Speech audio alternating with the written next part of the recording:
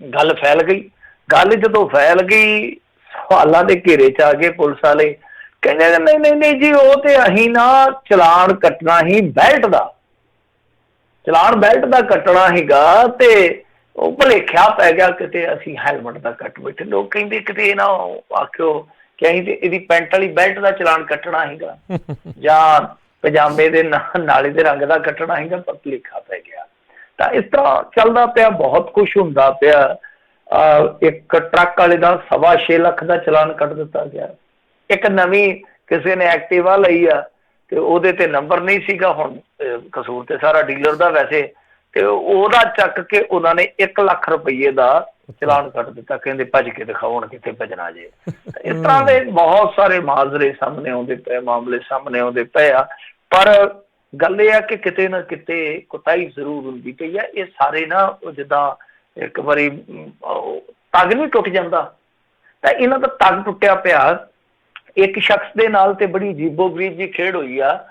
ਉਸ ਬੰਦੇ ਨੂੰ ਇੱਕ ਚਲਾਨ ਆ ਗਿਆ ਕਿਉਂਕਿ ਉਹ ਕਾਰ ਪਾਰਕ ਕਰਕੇ ਆਪਣੇ ਕਿਸੇ ਸਾਕ ਸੰਬੰਧੀ ਨੂੰ ਚੜਾਉਣ ਗਿਆ ਸੀਗਾ, ਤੇ ਉਹ ਜਿਹੜਾ ਸਕਾ ਸੋਧਰਾ ਸੀ ਉਹ ਕਿਤੇ ਗੱਡੀ ਗੁੱਡੀ ਤੇ ਚੜ੍ਹਨਾ ਥੋੜਾ ਲੇਟ ਹੋ ਗਿਆ। ਉਹ ਜਦੋਂ ਵਾਪਸ ਆਉਣ ਲੱਗਾ ਤੇ ਉਹਨੂੰ ਉਹਦਾ ਚਲਾਨ ਜਿਹੜਾ ਕੱਟਿਆ ਮਿਲਿਆ। ਉਹਨੇ ਕੀ ਕੀਤਾ ਕਿ ਪੇਟੀਐਮ ਤੇ ਉਹ ਚਲਾਨ ਹੈ ਜਿਹੜਾ ਆਪਣਾ ਭੁਗਤ ਦਿੱਤਾ, ਤੇ ਜਦ ਹੀ 6 ਮਿੰਟਾਂ ਬਾਅਦ ਉਹਦਾ ਫੇਰ ਆ ਗਿਆ ਚਲਾਨ। ਕਹਿੰਦੇ ਕਿ ਚਲਾਨ ਭਰੋ। ਤੇ ਉਹਨੇ ਆਖਿਆ ਮੈਂ ਮੋਦੀ ਦੇ ਵਿਕਾਸ ਦੇ ਵਿੱਚ ਇੰਨਾ ਵੀ ਸਹਿਯੋਗ ਨਹੀਂ ਜੇ ਪਾਉਣਾ ਕਿ ਇੱਕੋ ਚਲਾਨ ਮੈਂ 2 ਦਫਾ ਭੁਗਤੀ ਜਾਵਾਂ। ਤਾਂ ਇਸ ਤਰ੍ਹਾਂ ਦੀ ਭੁਗਤ ਸਵਾਰੀ ਜਾਰੀ ਹੈ ਲੋਕਾਂ ਦੀ। ਬਹਰਹਾਲ ਦੇਖਦੇ ਹਾਂ ਹੁਣ ਅੱਗੇ ਕੀ ਬਣਦਾ। ਜੀ ਜੀ, ਇਸੇ ਦੇ ਨਾਲ ਹੀ ਜੁੜੀ ਹੋਈ ਗੱਲ ਆ। ਤੇ ਹੁਣ ਪੰਜਾਬ ਸਰਕਾਰ ਨੇ ਵੀ ਕਰ ਦਿੱਤਾ ਐਲਾਨ, ਕਹਿੰਦੇ ਜਲਦੀ ਲਾਗੂ ਹੋਵੇਗਾ ਹੁਣ ਨਵਾਂ ਮੋਟਰ ਵਹੀਕਲ ਐਕਟ। ਇਹਦਾ ਮਤਲਬ ਹੈ ਮੈਂ ਠੀਕ ਹੀ ਆਖਿਆ ਕਿ ਅੱਗੇ ਕੀ ਬਣਦਾ ਹੁਣ ਵੇਖਦੇ ਹਾਂ। ਤਾਂ ਪੰਜਾਬ ਦੇ ਵਿੱਚ ਕੀ ਬਣੂਗਾ, ਕਿਉਂਕਿ ਜਿਵੇਂ ਹੀ ਇੱਥੇ ਪੁਲਿਸ ਨੂੰ ਇਹ ਮਿਲ ਗਏ ਅਖਤਿਆਰ ਕਿ ਲਿਆਓ ਭਾਈ ਹੁਣ ਤੁਹਾਡੇ ਕੋਲ ਜਿਹੜੀ ਚਲਾਨ ਬੁੱਕ ਆ ਉਹਦੇ ਵਿੱਚ ਮੋਟੀ ਮੋਟੀ ਰਕਮ ਭਰੀ ਜਾ ਸਕਦੀ ਹੈ, ਤੇ ਉਹ ਮੋਟੀ ਮੋਟੀ ਰਕਮ ਕਿੱਥੇ ਕਿੱਥੇ ਭਰੀ ਜਾ ਸਕਦੀ ਹੈ ਉਹ ਸਭ ਨੂੰ ਪਤਾ ਹੀ ਆ। ਤਾਂ ਉਹ ਮੋਟੀ ਮੋਟੀ ਰਕਮ ਜਿਹੜੀ ਆ ਉਹ ਆਸੇ ਪਾਸੇ ਭਰਨ ਵਾਸਤੇ ਬੜੀ ਮਾਰੋ ਮਾਰ ਹੋਊਗੀ ਸੜਕਾਂ ਤੇ। ਤਾਂ ਬਹਰਹਾਲ ਰਜ਼ੀਆ ਸੁਲਤਾਨਾ ਜਿਹੜੇ ਟਰਾਂਸਪੋਰਟ ਮਿਨਿਸਟਰ ਨੇ ਸਾਡੇ ਪੰਜਾਬ ਦੇ, ਉਹਨਾਂ ਨੇ ਇਹ ਐਲਾਨ ਕਰ ਦਿੱਤਾ ਕਿ ਜਲਦ ਹੀ, ਮਤਲਬ ਕਿ ਇੱਕ ਸ਼ਾਇਦ ਡੈਡਲਾਈਨ ਵੀ ਉਹਨਾਂ ਨੇ ਦੱਸੀ ਹੈ ਕਿ ਹਫ਼ਤੇ 10 ਦਿਨਾਂ ਤੱਕ ਅਸੀਂ ਇਸ ਸੋਧੇ ਹੋਏ ਨਵੇਂ ਮੋਟਰ ਵਹੀਕਲ ਐਕਟ ਨੂੰ ਲਾਗੂ ਕਰ ਦੇਵਾਂਗੇ। ਇੱਕ ਟੈਲੀਵਿਜ਼ਨ ਡਿਬੇਟ ਦੇ ਵਿੱਚ ਵੀ ਉਹ ਬੈਠੇ ਸਨ, ਤੇ ਉਹ ਡਿਬੇਟ ਦੇ ਵਿੱਚ ਜਿਸ ਤਰ੍ਹਾਂ ਦਾ ਪਾਰਟੀਸਪੇਟ ਕਰਦੇ ਹੋ ਸਭ ਨੂੰ ਪਤਾ ਹੀ ਆ।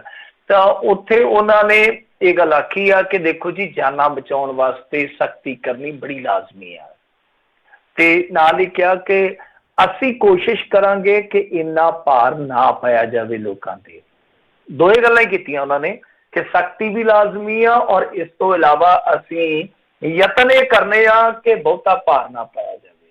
ਪਰ ਦੇਖੋ ਹੁਣ ਬਹੁਤਾ ਭਾਰ ਪੈ ਜਾਂਦਾ, ਜੇ ਆਪਾਂ ਭਾਰ ਦੀ ਗੱਲ ਕਰੀਏ, ਇੰਡੀਆ ਦੀ 70% ਬੱਸੋਂ ਤੁਹਾਨੂੰ ਪਤਾ ਹੀ ਹੈ ਕਿਹੋ ਜਿਹੀ ਆ। ਤੇ ਜੇ ਕੋਈ ਬੰਦਾ ਮੰਨ ਲਓ 5-10 ਹਜ਼ਾਰ ਮਹੀਨੇ ਦਾ ਕਮਾਉਂਦਾ, ਜੇ ਉਹਦਾ ਇੱਕ ਚਲਾਨ ਮਹੀਨੇ ਦਾ ਕੋਈ ਇਸ ਤਰ੍ਹਾਂ ਦਾ ਹੋ ਗਿਆ ਤੇ ਉਦੋਂ ਤੱਕ ਕੰਮ ਗਿਆ। ਉਹਨੂੰ ਤੇ ਮੇਰੇ ਖਿਆਲ ਦੇ ਨਾਲ ਚਲਾਨ ਦਾ ਭੁਗਤਾਨ ਕਰਨ ਵਾਸਤੇ ਵੀ ਕਿਸ਼ਤਾਂ ਤੇ ਕਰਜ਼ਾ ਲੈਣਾ ਪੈਣਾ। ਹੁਣ ਇਹ ਕਿੰਨਾ ਘੱਟ ਕਰਦੇ ਆ ਵੇਖਣ ਵਾਲੀ ਗੱਲ ਹੈ। ਪਰ ਉਸ ਤਰ੍ਹਾਂ ਦੇਖੋ, ਆਪਾਂ ਅੱਗੇ ਵੀ ਕਈ ਰਾਜਾਂ ਦੀ ਗੱਲ ਕੀਤੀ ਆ, ਖਾਸ ਤੌਰ ਤੇ ਗੁਜਰਾਤ ਦੇ ਵਿੱਚ ਆਪਾਂ ਵੇਖਿਆ ਕਿ ਉਹਨਾਂ ਨੇ ਬਿਲਕੁਲ ਹੀ ਜਿਹੜੀਆਂ ਦਰਾਂ ਸੀਗੀਆਂ ਘੱਟ ਕਰ ਦਿੱਤੀਆਂ। ਔਰ ਇੱਥੋਂ ਤੱਕ ਕਿ ਇਹਨਾਂ ਦੀ ਉਹ ਸਰਕਾਰ ਹੈਗੀ ਆ ਗੋਆ ਦੇ ਵਿੱਚ, ਉਹਨਾਂ ਨੇ ਆਖਿਆ ਕਿ 1 ਸਾਲ ਤੱਕ ਅਸੀਂ ਇੰਤਜ਼ਾਰ ਕਰਾਂਗੇ, 1 ਸਾਲ ਤੱਕ ਅਸੀਂ ਇਹ ਨਵਾਂ ਮੋਟਰ ਵਹੀਕਲ ਐਕਟ ਜਿਹੜਾ ਉਹ ਲਾਗੂ ਨਹੀਂ ਕਰਨਾ। ਉਹ ਕਹਿੰਦੇ ਕਿ ਪਹਿਲਾਂ ਅਸੀਂ ਇਨਫਰਾਸਟਰਕਚਰ ਦੇਵਾਂਗੇ, ਸਾਰੀਆਂ ਸਹੂਲਤਾਂ ਦੇਵਾਂਗੇ ਲੋਕਾਂ ਨੂੰ, ਉਸ ਤੋਂ ਬਾਅਦ ਸਖਤੀ ਕਰਾਂਗੇ। ਤਾਂ ਮੇਰੇ ਖਿਆਲ ਦੇ ਨਾਲ ਇਹ ਵੀ ਕੰਮ ਠੀਕ ਆ। ਤਾਂ ਕੁੱਲ ਮਿਲਾ ਕੇ ਦੋਵੇਂ ਚੀਜ਼ਾਂ ਨੇ ਕਿ ਤੁਸੀਂ ਸਖਤੀ ਵੀ ਕਰੋ, ਪਰ ਤੁਹਾਨੂੰ ਇਨਫਰਾਸਟਰਕਚਰ ਵੀ ਦੇਣਾ ਚਾਹੀਦਾ, ਅਵੇਅਰਨੈਸ ਵੀ ਤੁਹਾਨੂੰ ਦੇਣੀ ਚਾਹੀਦੀ ਹੈ ਜੇ ਜ਼ਿੰਮੇਵਾਰੀ ਤੁਸੀਂ ਨਿਭਾਉਂਦੇ ਹੋ। ਪਰ ਸਭ ਤੋਂ ਵੱਡੀ ਗੱਲ ਆ ਕਿ ਤੁਸੀਂ ਜਦੋਂ ਏਡਾ ਵੱਡਾ ਸਟੈਪ ਚੁੱਕਦੇ ਹੋ, ਜਦੋਂ ਤੁਸੀਂ ਏਡਾ ਵੱਡਾ ਫੈਸਲਾ ਲੈਂਦੇ ਹੋ, ਇਹ ਲੋਕਤੰਤਰ ਕਿਹਾ ਜਾਂਦਾ ਕਿ ਲੋਕਸ਼ਾਹੀ ਆ, ਲੋਕਾਂ ਦਾ ਰਾਜ ਆ, ਤਾਂ ਲੋਕਾਂ ਤੋਂ ਇਹਦੇ ਤੇ ਰਾਏ ਸ਼ੁਮਾਰੀ ਕਿਉਂ ਨਹੀਂ ਲਈ ਜਾਂਦੀ? ਕਿਉਂ ਨਹੀਂ ਲੋਕਾਂ ਦੇ ਸੁਝਾਅ ਲਏ ਜਾਂਦੇ ਕਿ ਹਾਂ ਭਾਈ ਅਸੀਂ ਆਹ ਕੁਛ ਕਰਨ ਲੱਗੇ ਹਾਂ ਤੁਹਾਡੀ ਭਲਾਈ ਵਾਸਤੇ, ਕੀ ਠੀਕ ਆ?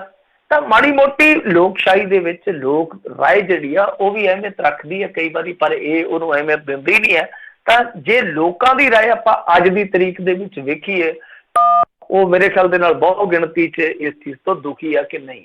ਪਰ ਨਾਲ ਇਹ ਵੀ ਆ ਕਿ ਜ਼ਿੰਮੇਵਾਰ ਬਣਾਇਆ ਜਾਣਾ ਚਾਹੀਦਾ। ਦੇਖੋ ਇਹ ਕੋਈ ਸੀਰੀਅਸ ਕੋਈ ਕ੍ਰਾਈਮ ਤੇ ਹੁੰਦਾ ਨਹੀਂ ਹੈ, ਕੋਈ ਬੰਦਾ ਗਲਤੀ ਕਰਦਾ, ਕਿਸੇ ਦੇ ਡਾਕੂਮੈਂਟਸ ਪੂਰੇ ਨਹੀਂ ਹੈ, ਪਰ ਉਹਨੂੰ ਐਡੀ ਵੱਡੀ ਆਰਥਿਕ ਸਜ਼ਾ ਦੇ ਦੇਣੀ ਕਿ ਉਹਦੀ ਇਨਕਮ ਜਿਹੜੀ ਹੈ ਮਹੀਨੇ ਦੀ ਉਹ 5-10 ਹਜ਼ਾਰ ਹੈ ਤੇ ਉਹਦੇ ਹੱਥ 'ਚ ਫਰਲਾ ਜਿਹੜਾ ਉਹ 25-30 ਹਜ਼ਾਰ ਦਾ ਜਾਂ 35-40 ਹਜ਼ਾਰ ਦਾ, ਤਾਂ ਮੇਰੇ ਖਿਆਲ ਦੇ ਨਾਲ ਫੇਰ ਡਿਫੀਕਲਟੀ ਕਿਤੇ ਨਾ ਕਿਤੇ ਹੈ, ਕਿਤੇ ਨਾ ਕਿਤੇ ਸਮੱਸਿਆ ਹੈ। ਹਾਂ ਇਹ ਬਾਹਰਲਿਆਂ ਦਾ ਹਵਾਲਾ ਦੇ ਦਿੰਦੇ ਆ, ਬਾਹਰਲੇ ਵੀ ਬੜੀ ਸਖਤੀ ਕਰਦੇ ਆ, ਬਾਹਰਲੇ ਕਿਸ ਤਰ੍ਹਾਂ ਦਾ ਇਨਫਰਾਸਟ੍ਰਕਚਰ ਦਿੰਦੇ ਆ, ਕਿਸ ਤਰ੍ਹਾਂ ਦਾ ਉਹਨਾਂ ਦਾ ਢਾਂਚਾ ਉਹ ਤੁਸੀਂ ਦੇਖ ਲਓ। ਤੁਹਾਡੇ ਤੇ ਇੱਥੇ ਇਹੋ ਜਿਹਾ ਢਾਂਚਾ ਹੈ ਕਿ ਇੱਕ ਪੋਲਿਊਸ਼ਨ ਫੈਲਾਉਂਦੀ ਆ ਗੱਡੀ, ਉਹ ਜਾ ਕੇ ਇੱਕ ਪੋਲਿਊਸ਼ਨ ਸੈਂਟਰ ਤੇ ਖੜਦੀ ਆ, 100 ਰੁਪਈਆ ਉੱਥੇ ਮੱਥਾ ਟੇਕਦੀ ਆ ਤੇ ਉਹੀ ਗੱਡੀ ਜਿਹੜੀ ਆ ਉਹ ਪੋਲਿਊਸ਼ਨ ਰਹਿਤ ਹੋ ਜਾਂਦੀ ਆ।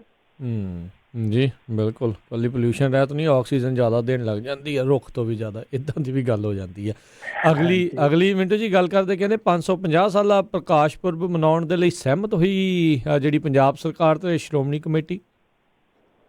ਹਾਂਜੀ, ਅੱਜ ਇਹਨਾਂ ਦੀ ਮੀਟਿੰਗ ਹੋਈ ਆ, ਉਸ ਤੋਂ ਬਾਅਦ ਸੁਖਜਿੰਦਰ ਸਿੰਘ ਰੰਧਾਵਾ ਪੱਤਰਕਾਰਾਂ ਦੇ ਮੁਖਾਤਬ ਵੀ ਹੋਏ ਆ, ਪਰ ਉਹਨਾਂ ਨੇ ਬਹੁਤੀ ਜਾਣਕਾਰੀ ਨਹੀਂ ਦਿੱਤੀ ਕਿ ਇਹਨਾਂ ਨੇ ਕਿਸ ਤਰ੍ਹਾਂ ਦੀ ਰੂਪ ਰੇਖਾ ਉਲੀਕੀ ਆ। ਉਸ ਤਰ੍ਹਾਂ ਉਹਨਾਂ ਨੇ ਇਸ਼ਾਰਾ ਕਰ ਦਿੱਤਾ ਕਿ ਸਾਰਾ ਕੁਝ ਠੀਕ ਹੈ ਤੇ ਅਸੀਂ ਰਲ ਮਿਲ ਕੇ ਬਹੁਤ ਸ਼ਰਧਾ ਦੇ ਨਾਲ, ਬਹੁਤ ਉਲਾਸ ਦੇ ਨਾਲ ਅਸੀਂ ਇਸ ਸਮਾਗਮ ਨੂੰ ਨੇਪਰੇ ਚਾੜਾਂਗੇ। ਤਾਂ ਕਹਿਣ ਦਾ ਮਤਲਬ ਹੈ ਕਿ 2 ਮੀਟਿੰਗਾਂ ਪਹਿਲਾਂ ਇਹਨਾਂ ਦੀਆਂ ਰੱਦ ਹੋ ਗਈਆਂ ਸਨ। ਇਸ ਤਰ੍ਹਾਂ ਲੱਗਦਾ ਸੀਗਾ ਕਿ ਇਹ ਆਪਣੀ ਅੜਫਸ ਕਰਕੇ ਕਿਤੇ ਨਾ ਕਿਤੇ ਨਮੋਸ਼ੀ ਦੇਣਗੇ, ਪਰ ਹੁਣ ਲੱਗਦਾ ਅਕਲ ਆ ਗਈ ਆ। ਤਾਂ ਇਹ ਦੋਵੇਂ ਧਿਰਾਂ ਯਾਨੀ ਸਰਕਾਰ ਹੈ, ਦੂਸਰੇ ਪਾਸੇ SGPC ਹੈ, ਰਲ ਮਿਲ ਕੇ ਜਾਣਗੇ ਤਾਂ ਚੰਗੀ ਗੱਲ ਆ। ਹਾਲਾਂਕਿ ਅੱਜ ਵੀ ਨਾਰਾਜ਼ਗੀ ਇਹਨਾਂ ਦੇ ਵਿੱਚ ਫੈਲੀ ਆ, ਕਿਉਂਕਿ ਇਹਨਾਂ ਦੇ ਆਪਣੇ ਜਿਹੜੇ ਪ੍ਰਤਾਪ ਸਿੰਘ ਬਾਜਵਾ ਹੋ ਰਹੀਆਂ, ਜਿਹੜੇ ਕਾਂਗਰਸ ਦੇ ਬਹੁਤ ਸੀਨੀਅਰ ਨੇਤਾ, ਉਹਨਾਂ ਨੇ ਇਸ ਗੱਲ ਤੇ ਨਾਰਾਜ਼ਗੀ ਜਤਾਈ ਹੈ ਕਿ ਉਹਨਾਂ ਨੂੰ ਖੁਦ ਉੱਥੇ ਕਿਉਂ ਨਹੀਂ ਸ਼ਾਮਲ ਕੀਤਾ ਗਿਆ ਜਿਹੜੀ ਇਹ ਮੀਟਿੰਗ ਹੋਈ ਆ। ਤਾਂ ਬਹਰਹਾਲ ਜੋ ਵੀ ਆ ਇਹ ਸਭ ਕੁਝ ਠੀਕ ਹੋ ਗਿਆ। ਤੇ ਇਸ ਦਰਮਿਆਨ ਇੱਕ ਹੋਰ ਠੀਕ ਠਾਕ ਖਬਰ ਆਈ ਆ, ਉਹ ਖਬਰ ਇਹ ਆ ਕਿ ਬਹੁਤ ਜਲਦੀ ਇਹ ਆਪਾਂ ਨੂੰ ਇਤਿਹਾਸਿਕ ਮਰਹਲਾ ਜਿਹੜਾ ਉਹ ਮੰਨਣ ਦਾ ਮੌਕਾ ਮਿਲੇਗਾ, ਕਿਉਂਕਿ ਤਰੀਕਾਂ ਜਿਹੜੀਆਂ ਤੈਅ ਹੋ ਗਈਆਂ, ਪਾਕਿਸਤਾਨ ਵੱਲੋਂ ਤੇ ਤਰੀਕਾ ਤੈਅ ਹੋਈਆਂ ਆ, ਪਰ ਇੱਧਰੋਂ ਇੰਡੀਆ ਵੱਲੋਂ ਵੀ ਹੁਣ ਇਹ ਚੀਜ਼ਾਂ ਜਿਹੜੀਆਂ ਤੈਅ ਹੋਣੀਆਂ ਸ਼ੁਰੂ ਹੋ ਗਈਆਂ। ਤਾਂ ਜਿਹੜੇ ਮੇਰੇ ਖਿਆਲ ਦੇ ਨਾਲ ਕਾਫੀ ਵੱਡੇ ਆਫੀਸ਼ੀਅਲ ਆ, ਟੌਪ ਮੋਸਟ ਆਫੀਸ਼ੀਅਲਸ ਚੋਂ ਗਿਣੇ ਜਾ ਸਕਦੇ ਆ, ਜਿਹੜੇ ਗ੍ਰਹਿ ਮੰਤਰਾਲੇ ਦੇ ਅਪਰ ਸੈਕਟਰੀ ਆ ਗੋਬਿੰਦ ਮੋਹਨ, ਉਹਨਾਂ ਨੇ ਇੱਕ ਗੱਲ ਕਹੀ ਆ। ਉਹ ਕਹਿੰਦੇ ਆ ਕਿ ਅਸੀਂ ਸਾਰਾ ਕੰਮ ਕਾਰ ਹੈ ਜਿਹੜਾ ਉਹ ਥੋੜੇ ਦਿਨਾਂ ਤੱਕ ਨੇਪਰੇ ਚਾੜ ਲੈਣਾ, ਮਤਲਬ ਕਿ 31 ਅਕਤੂਬਰ ਤੱਕ ਕੋਰੀਡੋਰ ਦਾ ਤੇ ਟਰਮੀਨਲ ਦਾ ਕੰਮ ਹੈ ਜਿਹੜਾ ਉਹ ਅਸੀਂ ਸਾਰਾ ਪੂਰਾ ਕਰਕੇ ਤੇ 9 ਨਵੰਬਰ ਨੂੰ ਪਹਿਲਾ ਜੱਥਾ ਰਵਾਨਾ ਕਰ ਦੇਣਾ। ਮਤਲਬ ਕਿ ਡੈਡਲਾਈਨ ਦੇ ਦਿੱਤੀ ਗਈ ਆ ਕਿ 31 ਅਕਤੂਬਰ ਤੱਕ। ਉਹਨਾਂ ਕਿਹਾ ਕਿ 3 ਸ਼ਿਫਟਾਂ ਦੇ ਵਿੱਚ ਸਾਡਾ 24 ਘੰਟੇ ਹੀ ਕੰਮ ਚੱਲ ਰਿਹਾ ਤੇ ਅਸੀਂ ਇਹ ਕੰਮ ਹੈ ਜਿਹੜਾ ਲਗਭਗ 70% ਪੂਰਾ ਵੀ ਕਰ ਲਿਆ। ਤਾਂ ਜੋ ਹੁਣ ਜਿਹੜਾ ਰਹਿੰਦਾ ਉਹਨੂੰ ਅਸੀਂ ਚੰਗਾ ਝੁਟਲਾ ਕੇ ਤੇ ਇਹ ਨੇਪਰੇ ਚਾੜ ਕੇ ਪਹਿਲੀ ਮਰਤਬਾ ਜਿਹੜਾ ਜਥਾ ਹੈ ਉਹ 9 ਨਵੰਬਰ ਨੂੰ ਕੱਲ ਦੇਣਾ। ਸੋ ਇਹ ਵੀ ਇੱਕ ਵੱਡੀ ਖਬਰ ਆ। ਹਾਲਾਂਕਿ ਆਪਾਂ ਬਹੁਤ ਸੰਸਿਆ ਚੋਂ ਗੁਜ਼ਰੇ ਆ, ਬਹੁਤ ਸ਼ੰਕਿਆ ਚੋਂ ਗੁਜ਼ਰੇ ਆ, ਸਵਾਲਾਂ ਚੋਂ ਗੁਜ਼ਰੇ ਆ, ਤਾਂ ਇਹ ਹੁਣ ਇੱਕ ਬਹੁਤ ਵੱਡੀ ਰਾਹਤ ਵਾਲੀ ਖਬਰ ਆ। ਜਿਹੜੇ ਲੋਕ ਇੱਧਰ ਟਿਕ ਲਾ ਕੇ ਵੇਖਣ ਡਏ ਸੀਗੇ ਕਿ ਕੀ ਪ੍ਰੋਗਰੈਸ ਆ, ਕੀ ਅਗਲਾ ਪੜਾਅ ਹੋਊਗਾ, ਕੀ ਅਗਲਾ ਅੰਤ ਹੋਊਗਾ, ਤਾਂ ਉਹਨਾਂ ਵਾਸਤੇ ਇਹ ਖਬਰ ਜਿਹੜੀ ਆ ਬਹੁਤ ਰਾਹਤ ਦੇਣ ਵਾਲੀ ਆ ਕਿ ਭਾਰਤ ਦਿੱਤੀ ਹੈ, ਸਮਾਂ ਹੱਦ ਵੀ ਨਿਸ਼ਚਿਤ ਕਰ ਦਿੱਤਾ। ਜੀ ਜੀ ਜੀ ਅਗਲੀ ਮਿੰਟੂ ਜੀ ਗੱਲ ਕਰਦੇ, ਕਹਿੰਦੇ ਮੁੱਖ ਮੰਤਰੀ ਵੱਲੋਂ ਅਵਾਰਾ ਪਸ਼ੂਆਂ ਦੀ ਵੱਧਦੀ ਸਮੱਸਿਆ ਦੇ ਹੱਲ ਲਈ ਕੈਬਨਿਟ ਸਬ ਕਮੇਟੀ ਦਾ ਗਠਨ ਕੀਤਾ ਗਿਆ। ਦੇਖੋ ਸਬ ਕਮੇਟੀ ਬਣੀ ਤੇ ਹੈ ਆ, ਪਰ ਮੈਂ ਕਹੂੰਗਾ ਕਿ ਮਾਨਸਾ ਨਾ ਜਿਹੜਾ, ਉਹਨੂੰ ਵੈਸੇ ਤੇ ਕਹਿੰਦੇ ਆ ਕਿ ਪਛੜਿਆ ਜ਼ਿਲ੍ਹਾ, ਮੈਂ ਕਹੂੰਗਾ ਕਿ ਮਾਨਸਾ ਜਿਹੜਾ ਉਹ ਲੋਕ ਭੋਲਾਂ ਦਾ ਮੱਲ ਆ, ਇਹ ਮਾਨਸਾ ਜ਼ਿਲ੍ਹਾ। ਕਿਉਂਕਿ ਦੇਖੋ ਇਹਨਾਂ ਮਾਨਸਾ ਵਾਲਿਆਂ ਨੇ ਕੀ ਕੀਤਾ ਕਿ ਇਹਨਾਂ ਦੇ ਜ਼ਿਲ੍ਹੇ ਦੇ ਵਿੱਚ ਮੌਤਾਂ ਹੋਈਆਂ ਕੁਛ, ਉਸ ਤੋਂ ਬਾਅਦ ਇਹਨਾਂ ਨੇ ਜ਼ਬਰਦਸਤ ਏਕਤਾ ਦਾ ਮੁਜ਼ਾਹਰਾ ਕੀਤਾ, ਜਿਹੜਾ ਕਿ ਆਮ ਤੌਰ ਤੇ ਆਪਾਂ ਦੇਖਦੇ ਨਹੀਂ, ਖਾਸ ਤੌਰ ਤੇ ਪੰਜਾਬੀਆਂ 'ਚ। ਇਹਨਾਂ ਨੇ ਬੰਦ ਦੀ ਕਾਲ ਕੀਤੀ, ਸ਼ਹਿਰ ਬੰਦ ਕੀਤਾ, ਉਸ ਤੋਂ ਬਾਅਦ ਇਕੱਠੇ ਹੋ ਕੇ ਲਗਾਤਾਰ ਇਹ ਪ੍ਰੋਟੈਸਟ ਕਰ ਰਹੇ ਨੇ, ਲਗਾਤਾਰ ਮਾਨਸਾ ਵਾਲੇ। ਤਾਂ ਮਾਨਸਾ ਵਾਲਿਆਂ ਦਾ ਜਿਹੜਾ ਪ੍ਰੋਟੈਸਟ ਸੀ ਰੰਗ ਲਿਆ। ਉਸ ਤੋਂ ਬਾਅਦ ਜੇ ਤੁਸੀਂ ਅੱਜ ਦੇਖੋਗੇ, ਜਿਨ੍ਹਾਂ ਨੇ ਪੰਜਾਬੀ ਟ੍ਰਿਬਿਊਨ ਅਖਬਾਰ ਵੇਖਿਆ ਹੋਊਗਾ, ਉਹਨਾਂ ਨੇ ਬਕਾਇਦਾ ਇੱਕ ਪੰਨੇ ਤੇ ਸਾਰੀ ਇਹੀ ਕਵਰੇਜ ਕੀਤੀ ਹੋਈ ਆ। ਉਹਨਾਂ ਦੀਆਂ ਸਟੋਰੀਆਂ ਲੱਗੀਆਂ ਨੇ, ਜਿਹੜੇ ਉਹਨਾਂ ਦੇ ਬਹੁਤ ਆਲਾ ਦਰਜੇ ਦੇ ਪੱਤਰਕਾਰ ਆ, ਉਹਨਾਂ ਦੀਆਂ ਸਟੋਰੀਆਂ ਉੱਥੇ ਲੱਗੀਆਂ ਹੋਈਆਂ ਨੇ। ਤਾਂ ਕਹਿਣ ਦਾ ਮਤਲਬ ਇਹ ਆ ਕਿ ਪੰਜਾਬੀ ਟ੍ਰਿਬਿਊਨ ਵਰਗੇ ਅਖਬਾਰ ਨੇ ਇੱਕ ਪੇਜ ਦੇ ਵਿੱਚ ਇਸ ਮੁੱਦੇ ਨੂੰ ਜਗ੍ਹਾ ਦਿੱਤੀ ਆ, ਜਿਹੜੀ ਕਿ ਹੈਰਾਨ ਕਰਦੀ ਆ। ਔਰ ਵੈਸੇ ਇਹੋ ਜਿਹੇ ਮੁੱਦਿਆਂ ਦੀ ਹੁਣ ਜਿਹੜੀ ਆ ਗੱਲ ਹੋਣੀ ਚਾਹੀਦੀ ਆ। ਔਰ ਦੂਸਰੇ ਪਾਸੇ ਸਰਕਾਰ ਨੂੰ ਵੀ ਇਸ ਮਾਮਲੇ 'ਚ ਕਿਤੇ ਨਾ ਕਿਤੇ ਹਿਲਜੁਲ ਕਰਨੀ ਪਈ ਆ, ਤਾਂ ਉਹਨਾਂ ਨੇ ਸਬ ਕਮੇਟੀ ਦਾ ਗਠਨ ਕਰ ਦਿੱਤਾ। ਇਸ ਸਬ ਕਮੇਟੀ ਦੇ ਮੁਖੀ ਜਿਹੜੇ ਆ ਉਹ ਪਸ਼ੂ ਪਾਲਣ ਮੰਤਰੀ ਆ ਜਿਹੜੇ ਤਰਜਿੰਦਰ ਸਿੰਘ ਬਾਜਵਾ, ਉਹਨਾਂ ਨੂੰ ਬਣਾਇਆ ਗਿਆ। ਇਸ ਤੋਂ ਇਲਾਵਾ ਜਿਹੜੇ ਲੋਕ ਨਿਰਮਾਣ ਮੰਤਰੀ ਆ ਵਿਜੇਂਦਰ ਸਿੰਗਲਾ, ਸਥਾਨਕ ਸਰਕਾਰਾਂ ਬਾਰੇ ਮੰਤਰੀ ਆ ਜਿਹੜੇ ਬ੍ਰਹਮਿੰਦਰਾ, ਇਹ ਵੈਸੇ ਸਿਹਤਯਾਬ ਨਹੀਂ ਹੈ, ਇਹ ਹਸਪਤਾਲ ਦੇ ਵਿੱਚ ਦਾਖਲ ਸੀਗੇ, ਜ਼ੇਰੇ ਇਲਾਜ ਸੀਗੇ, ਹੁਣ ਸ਼ਾਇਦ ਆ ਗਏ ਹੋਣ। ਸਿਹਤ ਮੰਤਰੀ ਬਲਵੀਰ ਸਿੰਘ ਸਿੱਧੂ ਜੀ, ਉਦਯੋਗ ਮੰਤਰੀ ਸੁੰਦਰ ਸ਼ਾਮ ਅਰੋੜਾ ਜੀ, ਇਹਨਾਂ ਸਾਰਿਆਂ ਨੂੰ ਨਿਯੁਕਤ ਕੀਤਾ ਗਿਆ। ਤਾਂ ਕਹਿਣ ਦਾ ਮਤਲਬ ਕਿ ਸਬ ਕਮੇਟੀ ਦਾ ਗਠਨ ਹੋ ਗਿਆ। ਤਾਂ ਇਹ ਹੁਣ ਵੇਖਣਗੇ ਕਿ ਕਿਸ ਤਰ੍ਹਾਂ ਇਸ ਮਸਲੇ ਨੂੰ ਹੱਲ ਕੀਤਾ ਜਾ ਸਕਦਾ। ਉੱਦਾਂ ਕਹਿੰਦੇ ਆ ਕਿ ਜ਼ਿਲ੍ਹਿਆਂ 'ਚੋਂ ਪਹਿਲਾਂ ਹੀ ਤੋਂ ਹੀ ਜਿਹੜੀਆਂ ਕਾਰਜਸ਼ੀਲ ਗਊਸ਼ਾਲਾਵਾਂ ਉਹਨਾਂ ਦੀ ਸਥਿਤੀ ਦਾ ਮੁਲਾਂਕਣ ਕੀਤਾ ਜਾ ਰਿਹਾ ਤੇ ਨਵੀਆਂ ਗਊਸ਼ਾਲਾਵਾਂ ਬਣਾਉਣ ਵਾਸਤੇ ਵੀ ਸੰਭਾਵਨਾ ਲੱਭੀਆਂ ਜਾ ਰਹੀਆਂ। ਜੀ ਜੀ। ਅਗਲੀ ਮਿੰਟੂ ਜੀ ਗੱਲ ਕਰਦੇ, ਕਹਿੰਦੇ ਸਰਪੰਚ ਵੜਿੰਗ ਦਾ ਜਿਹੜਾ ਵਿਵਾਦ ਆ ਉਸ ਦੇ ਵਿੱਚ ਸਰਪੰਚ ਨੇ ਮੁੜ ਲਾਏ ਨੇ ਰਾਜੇ ਵੜਿੰਗ ਦੇ ਉੱਤੇ ਕਈ ਦੋਸ਼।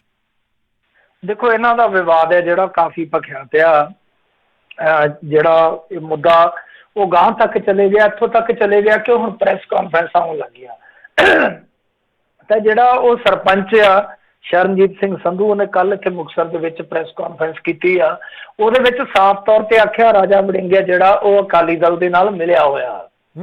ਮਤਲਬ ਕਿ ਰਾਜਾ ਵੜਿੰਗ ਨੇ ਇਹ ਦੋਸ਼ ਲਾਇਆ ਸੀਗਾ ਕਿ ਉਹਨੇ ਮੇਰੀ ਸ਼ਾਨ ਦੇ ਖਿਲਾਫ ਬੋਲਿਆ, ਮਾਮਲਾ ਵੀ ਦਰਜ ਹੋ ਗਿਆ। ਉਸ ਤੋਂ ਬਾਅਦ ਸ਼ਰਨਜੀਤ ਸਿੰਘ ਸੰਧੂ ਇੱਕ ਪ੍ਰੈਸ ਕਾਨਫਰੰਸ ਕਰਦਾ, ਉਸ ਪ੍ਰੈਸ ਕਾਨਫਰੰਸ ਦੇ ਵਿੱਚ ਉਹ ਦੁਬਾਰਾ ਤੋਂ ਇਹਨਾਂ ਚੀਜ਼ਾਂ ਨੂੰ ਦੁਹਰਾਉਂਦਾ। ਸੋ ਚੀਜ਼ਾਂ ਕੀ ਆ, ਉਹ ਵੇਖਣ ਵਾਲੀਆਂ, ਸਮਝਣ ਵਾਲੀਆਂ। ਅੱਛਾ, ਇਹ ਕਹਾਣੀ ਜਿੱਥੋਂ ਖਰਾਬ ਹੋਈ ਸੀਗੀ ਉਹਦੀ ਆਪਾਂ ਗੱਲ ਕੀਤੀ ਹੋ ਆ ਕਿ ਬਲਾਕ ਸਮਿਤੀ ਦੀ ਮੈਂਬਰ ਸੀਗੀ ਇਹਦੀ ਘਰਵਾਲੀ ਸਰਪੰਚ ਦੀ। ਉਸ ਤੋਂ ਬਾਅਦ ਉਹਨੇ ਚੇਅਰਪਰਸਨ ਬਣਨ ਵਾਸਤੇ ਮੈਦਾਨ 'ਚ ਆਪਣੇ ਆਪ ਨੂੰ ਉਤਾਰਿਆ।